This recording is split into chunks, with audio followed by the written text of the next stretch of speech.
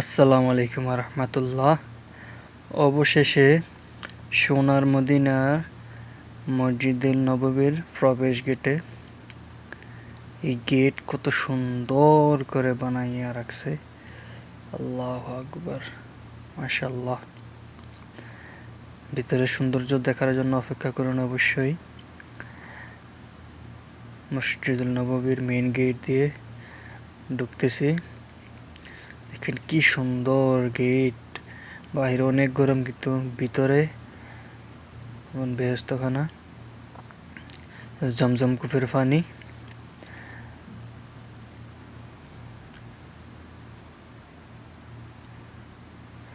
আল্লাহু আকবার। আল্লাহ তাআলার কাছে অশেষ শুকরিয়া।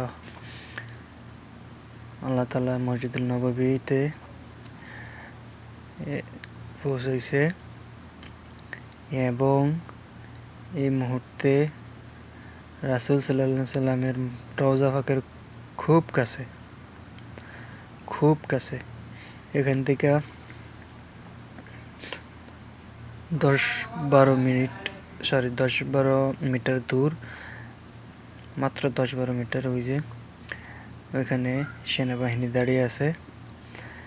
এখান থেকে ভিতরে কেউ যাওয়ার অনুমতি নাই। অন্য পাশ দিয়ে ওই লোকগুলো ঢুকছে। ওইখানে ফুল হওয়ার পর আর কাউকে ঢুকতে দিতেছে না। সবাই এখন ফজর নামাজের জন্য অপেক্ষা করতেছে। ফজরের নামাজ পড়বে রাসূল সাল্লাল্লাহু আলাইহি সাল্লামের রওজা পাকের খুব কাছে, সন্নিকটে। আল্লাহু আকবার। আল্লাহ তাআলার কাছে অশেষ রহমতের শুকরিয়া। আল্লাহ তাআলার রহমতে মসজিদুল নববীতে এসে পৌঁছেছি। হাজার মানুষ, তবে বেশিরভাগ মালয়েশিয়া ইন্দোনেশিয়ার মানুষ, মাসরি পাকিস্তানি আছে, কিছু বাংলাদেশিও আছে।